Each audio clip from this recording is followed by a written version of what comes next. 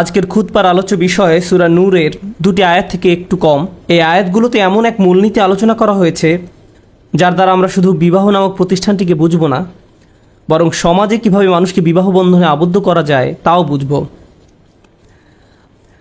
আল্লাহ আযজা ওয়া জাল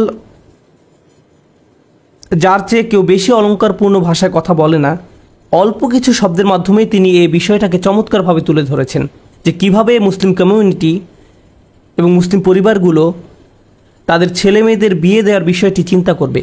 বস্তুত এটা শুধু আপনার ছেলে বা মেয়ের বিয়ে দেওয়ার ব্যাপার নয়। যখন এই আয়াতগুলো অবতীর্ণ হয় তখন বহু মানুষ মাত্র ইসলামের ছায়াতলে আশ্রয় গ্রহণ করেছে। সুতরাং অনেকের কোনো মুসলিম পরিবার ছিল না। এমন অনেক মহিলা ছিলেন যাদের পিতামাতা মুসলিম ছিল না, তারা তাকে সমর্থন দিচ্ছিলেন না, তারা এখন সাহাবিয়াত এবং তারা অবিবাহিতা, অথবা যাদের বিবাহ ভেঙে গেছে, অধিকন্তু সন্তান সন্ততিও আছে ইত্যাদি। সাধারণ পরিবারগুলোতে আপনার ছেলে বা মেয়ে থাকে, তারা বড় হয়, তারপর বিয়ের বয়সে পৌঁছায়, আর আপনি তাদের বিয়ে দেওয়ার কথা ভাবেন। কিন্তু বৃহত্তর পরিসরে আমাদের পরিবার হলো গোটা উম্মাহ। রাসূল সাল্লাল্লাহু আলাইহি ওয়াসাল্লাম সমগ্র উম্মাহকে একটি শরীরের সাথে তুলনা করেছেন, আর আল্লাহ সুবহানাহু ওয়া তাআলা একে ইখওয়া বা প্রায় রক্ত সম্পর্কীয় ভ্রাতৃত্ব বলে উল্লেখ করেছেন। আমরা একে অপরের ভাই, তার মানে আমরা সবাই মিলে বড় একটা পরিবারের মতো। সুতরাং আমাদের সমাজে যখন পুরুষ মহিলারা বিবাহ বন্ধনে আবদ্ধ হতে পারে না, সেটা আমাদেরই সমস্যা। তো আল্লাহ সুবহানাহু ওয়া তাআলা বলেন, ওয়ানকিহুল আয়ামা মিনকুম, তোমাদের মধ্যে যারা বিবাহহীন তাদের বিবাহ সম্পাদন করে দাও। এভাবেই বক্তব্যের শুরু। আরবিতে আইম শব্দটি নারী পুরুষ উভয়ের জন্য প্রযোজ্য, তবে বেশিরভাগ সময় এটা নারীদের জন্য ব্যবহৃত হতো আর কম সময় পুরুষদের জন্য ব্যবহার হতো। আরবদের এই শব্দ ব্যবহার থেকে বোঝা যায় এটি পুরুষদের বেলায় এমন কারোর জন্য ব্যবহৃত হতো যে সহজে বউ পাচ্ছে না, অথবা এমন পুরুষ যে বিয়ে করতে অস্বীকৃতি জানাচ্ছে, তা যে কোনো কারণেই হোক, তাদেরকে বিয়ে করতে উৎসাহ যোগাতে এটা ব্যবহৃত হতো। পক্ষান্তরে অধিকাংশ ক্ষেত্রে এটা নারীদের বেলায় ব্যবহৃত হতো। এমন নারী যারা তালাকপ্রাপ্তা, এমন নারী যাদের এখনো বিয়ে হয়নি, কিংবা এমন নারী যারা অন্য পরিবার থেকে এসেছেন আর এখন তারা মুসলিম, ইত্যাদি ইত্যাদি। নারীদের নিয়ে এখানে কথা বলা হয়েছে। এখানে মজার যে বিষয়টার প্রতি আমি দৃষ্টি আকর্ষণ করতে চাই তা হলো আল্লাহ আযজা ওয়া জাল্লা এখানে সর্বপ্রথম তালাকপ্রাপ্তা নারীদের কথা উল্লেখ করেছেন। তালাকপ্রাপ্তা নারীদের প্রতি প্রথম দৃষ্টি দিয়েছেন উম্মুল মুমিনিন তথা রাসূল সাল্লাল্লাহু আলাইহি ওয়াসাল্লামের স্ত্রীদের মাঝে অধিকাংশ ছিলেন তালাকপ্রাপ্তা বা বিধবা। রাসূল সাল্লাল্লাহু আলাইহি ওয়াসাল্লামের সুন্নাহ হলো তালাকপ্রাপ্তা বা বিধবাদের বিয়ে করা। এটাই আসলে আমাদের রাসূল সাল্লাল্লাহু আলাইহি ওয়াসাল্লামের একটি সুন্নাহ ছিল। এই সুন্নাহটিকে এখন সম্পূর্ণ বিপরীত দৃষ্টিকোণ থেকে দেখা হয়। কেউ যখন কোনো তালাকপ্রাপ্তা কাউকে বিয়ে করার কথা বলে বা বিধবা কাউকে বিয়ে করার কথা বলে, তখন তাকে বলা হয় তুমি কি পাগল হয়ে গেছো? আর এটা আমাদের প্রিয় রাসূল সাল্লাল্লাহু আলাইহি ওয়াসাল্লামের দেখানো সুন্নাহর সম্পূর্ণ বিপরীত আচরণ। প্রকৃতপক্ষে আল্লাহ যে আয়াতে রাসূল সাল্লাল্লাহু আলাইহি ওয়াসাল্লামকে বর্তমান স্ত্রীদের স্থলে নতুন স্ত্রী দেওয়ার সম্ভাবনার কথা বলেন, সেখানে তিনি প্রথমে বলেছেন সাইয়্যিবাত, তারপরে বলেছেন আবকারা, আমি তাকে অন্য নারী বিয়ে করাবো। এখানে তিনি সাইয়্যিবাত বা অকুমারী নারীদের কথা প্রথমে বলেছেন, তারপরে বলেছেন আবকারা বা কুমারীদের কথা যাদের আগে কখনো বিয়ে হয়নি। কোরআনের এই পর্যায়ক্রমকে অনেক মুফাসসির বিশেষ গুরুত্ব দিয়ে তুলে ধরেছেন। তারা বলেন এখানে আল্লাহ যাদের আগেও একবার বিয়ে হয়েছে তাদেরকে অগ্রাধিকার দিয়েছেন, কারণ সমাজে এদের কথা মানুষ সহজেই ভুলে যায়। কিন্তু আমাদের উম্মায় আমরা কাউকে পেছনে ফেলে রাখি না, পেছনে ফেলে রাখে। আল্লাহ যখন বলেন তোমাদের মাঝে অবিবাহিতদের বিয়ে দিয়ে দাও, তাদেরকে বিয়ে করার সুযোগ দাও, বিয়ে দিয়ে দাও, এই নির্দেশনাটি ব্যাপকতা বোঝায়। এই নির্দেশনাটি কাদের জন্য প্রযোজ্য? আপনি হয়তো চিন্তা করবেন ছেলেটা যখন পড়ালেখা শেষ করবে, তারপর যখন একটা ভালো চাকরি পাবে, যখন সে অনেক টাকা জমাবে, যখন সে তার পিতামাতাকেও খরচের কিছু টাকা ফেরত দেবে, যখন সে এটা করবে সেটা করবে ইত্যাদি ইত্যাদি, পরিবারের অন্য সবার যত্ন নেওয়া হবে, তারপর আমরা তার বিয়ের কথা চিন্তা করব। কারণ এখন যদি আমরা তাকে বিয়ে করাই, তার সকল মনোযোগ তার স্ত্রীর দিকে চলে যাবে, আমরা কিছুই পাবো না। এটা আমাদের সন্তান, আমাদের বিনিয়োগ। তাকে বিয়ে করানোর আগে আমরা আমাদের টাকার মূল্য ফেরত চাই। আর এমনকি যখন আমরা তাকে বিয়ে করাবো, তখন ব্যাপারটা শুধু আমাদের পার্থিব অর্জনের বিষয় না, এটা আমাদের পারিবারিক গৌরব। এমন একজনকে বিয়ে করাতে হবে যাকে আমরা প্রদর্শন করতে পারবো, যাকে নিয়ে আমরা গর্বিত হব, অনেক ছবি তুলতে পারবো। তাই বিশাল এক অনুষ্ঠানের আয়োজন করো, মানুষকে দেখাও যে আমরা একটা উচ্চ শ্রেণীর পরিবারের সাথে আত্মীয়তা করেছি ইত্যাদি ইত্যাদি। তাই কাউকে বিয়ে করানোর আগে আপনি যে বিষয়টা বিবেচনা করেন তা হলো নারী পুরুষ উভয়ের জন্য আপনি একটা বয়সের মাত্রা ঠিক করে দেন। নারীদের ক্ষেত্রে একদম বিপরীত কাণ্ডটাই ঘটে। কোনো কোনো পরিবারে সে টিনেজ বয়সে পৌঁছার সাথে সাথে এমন ভাবা হয় আমাকে দ্রুত দায়িত্ব পালন থেকে বাঁচতে হবে। মনে হয় যেন এটা আপনার ঘরে একটা ব্যাধি, যত দ্রুত এর থেকে বাঁচা যায় ততই মঙ্গল। আপনি মেয়েটাকে যেন তেনভাবে কোনো একটা পাত্রের কাছে দিয়ে বিদায় করতে পারলেই বাঁচেন। বহু মেয়েরা হতাশায় ভোগেন, কারণ তাদের বাবা মা সবসময় বলতেই থাকেন তুমি এখনও এখানে পড়ে আছো, তুমি বিয়ে করছো না।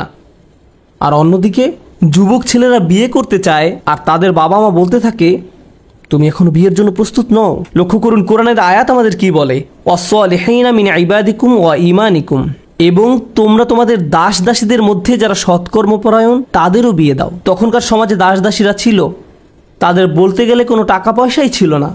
আল্লাহ বলেন তাদেরও বিয়ে দিয়ে দাও। তাই এই যুক্তি যে বিয়ে সম্পর্কে চিন্তা করার আগে কাউকে স্বাবলম্বী হতে হবে, তা এই একটি বক্তব্যের মাধ্যমে তছনছ করে দেওয়া হলো, সমীকরণ থেকে বাদ দিয়ে দেওয়া হলো।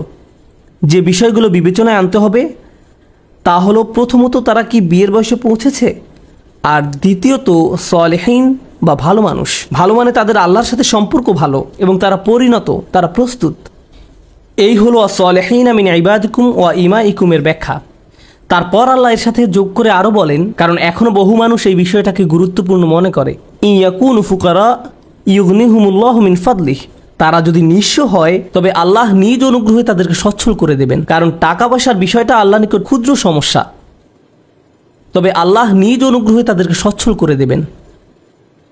আইমা মানে সমাজের বহু মানুষ যারা অবিবাহিত রয়ে গেছে, সেটা তুলনামূলক বড় সমস্যা। অর্থকড়ি না থাকা ছোট সমস্যা, কিন্তু মানুষের মাঝে সম্পর্ক জুড়ে না দেওয়া আল্লাহর নিকট অনেক বড় একটি সমস্যা। এই আয়াতটি পড়ার সময় আমি একটা বর্ণনার সন্ধান পাই,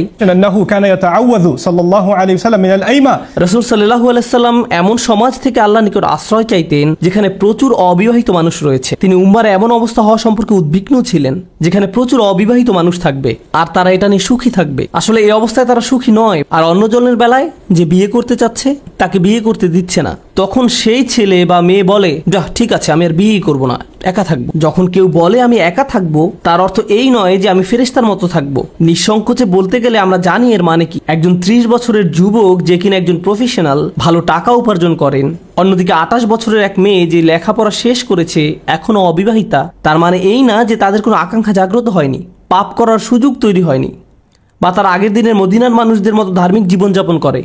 মদিনারও তার নিজস্ব ধরনের সমস্যা ছিল, মদিনাতেও নিজস্ব ধরনের পরিস্থিতি ছিল।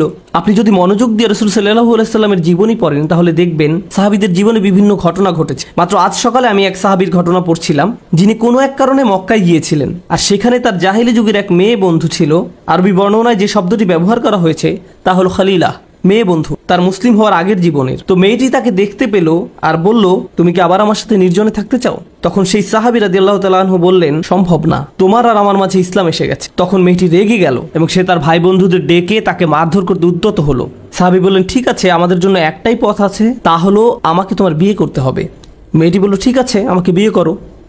তিনি বললেন আগে আমাকে রাসূল সাল্লাল্লাহু আলাইহি সাল্লামকে জিজ্ঞেস করতে হবে, কারণ তিনি জানতেন না যে অমুসলিম কাউকে বিয়ে করা যাবে কি না। তারপর তিনি রাসূল সাল্লাল্লাহু আলাইহি সাল্লামের কাছে ফেরত গেলেন এবং তাকে জিজ্ঞেস করলেন। তারপর এই আয়াত অবতীর্ণ হয় যে মুশরিক নারীদের বিয়ে করো না যতক্ষণ না তারা ঈমান গ্রহণ করে। আমি আমার আলোচনা থেকে একটু সরে গেছি। আমি যে কথাটি বলতে চাচ্ছি তা হলো কিভাবে আমরা বিয়েকে সহজ করে দেব, কারণ বিয়েকে কঠিন করা শয়তানের কাজ। শাহ ওয়ালিউল্লাহ রহমতুল্লাহ আলাইহি বুদ্ধিদীপ্তভাবে একটা ব্যাপার তুলে ধরেছেন। একটি সমাজে শয়তানের রাস্তা হলো হারামকে সহজ করে দেয়া আর হালালকে কঠিন করে দেয়া। যখন সমাজে এটা ঘটে তখন শয়তানের জয় হয়, কারণ লোকজন সহজের দিকে আকৃষ্ট হবে। তাই আজকের সমাজে আপনি যদি চোখ দিয়ে আনন্দ পেতে চান, আপনার সামনে স্ক্রিন আছে, বিভিন্ন নিষিদ্ধ জায়গায় আপনি যেতে পারেন, আপনার অফিস বা ক্যাম্পাসে, আপনার মোবাইল ডিভাইসে, সোশ্যাল মিডিয়ায়, ডেটিং অ্যাপস, আরও কত রকমের উপকরণ আপনার হাতের মুঠোয়। কারণ পুরুষের মহিলাদের প্রতি আকর্ষণ থাকবেই, আল্লাহ এটা মানুষের ভিতর দিয়ে দিয়েছেন, আর এটা কোথাও চলে যাবে না। নারীরাও নিজেদের জন্য সঙ্গীর খোঁজ করবেই, এটাও আল্লাহ তাদের ভিতরে দিয়েছেন, এটা প্রকৃতিতেই রয়েছে। এই কারণেই পরিবার তৈরি হয়। আজ যখন অসুস্থ, নোংরা আর অবৈধ কার্যক্রমের দরজাকে বিস্তীর্ণ রূপে খুলে দেওয়া হয়েছে, এরকম পরিস্থিতিতে একজন যুবক এসে যখন বিয়ের কথা বলে, আমি জানি আমি মাত্র ভার্সিটির 3য় বর্ষে পড়ি, আমি জানি আমি মাত্র ভার্সিটির 3rd ইয়ারে পড়ি, কিন্তু আমি আর পারছি না মা, আমি আর পারছি না বাবা। সে হয়তো এভাবে বলে না, আব্বা আমার হরমোন আমাকে পাগল বানিয়ে দিচ্ছে, ক্যাম্পাসে মেয়েদের যা অবস্থা, আমি জানি না আপনাকে কি বলবো। সত্যি একটা মেয়ে আমাকে শুধু মেসেজ দিয়েই যাচ্ছে। কেউ তো আর এভাবে তার বাবা মাকে বলবে না। সে হয়তো বলবে মা, আমি মনে করি আমার বিয়ে করা উচিত। সে ইঙ্গিতে ভালোভাবে বলার চেষ্টা করবে, আর তখন কোনো পিতামাতা এই যুবক ছেলেটাকে অপমানিত করতে শুরু করলো। ওহ, তুমি ধৈর্য ধরতে পারো না, নিজেকে নিয়ন্ত্রণ করতে পারো না? আমি 40 বছর বয়সে বিয়ে করেছি। কিভাবে আপনি 40 বছর বয়সে বিয়ে করেছেন? আপনার তো এখনই বয়স 50 বছর। তো আমরা পিতামাতারা অনেক সময় এই ব্যাপারটাকে অত্যাচার এবং দমন করার চেষ্টা করি, যা আল্লাহ প্রাকৃতিকভাবে আমাদের ভেতরে দিয়ে দিয়েছেন। বিশেষত আজকের দিনে যখন হারামকে অত্যন্ত সহজ করে দেওয়া হয়েছে, আপনাকে স্বাভাবিক নিয়মনীতির বাইরে গিয়ে হালালকে সহজ করে দিতে হবে, সাধারণ নিয়মকানুনের বাইরে যেতে হবে। হালালের পথ উন্মুক্ত করার মাধ্যমেই কেবল আপনি হারামকে মোকাবেলা করতে পারবেন। ফলে আমরা আমাদের তরুণ তরুণীদেরকে বলতে পারবো, হালাল পথ তোমাদের জন্য উন্মুক্ত। কোনো ভুল করার চিন্তা করারও আগে আমাদের সাথে কথা বলো, আমাদের জানতে দাও।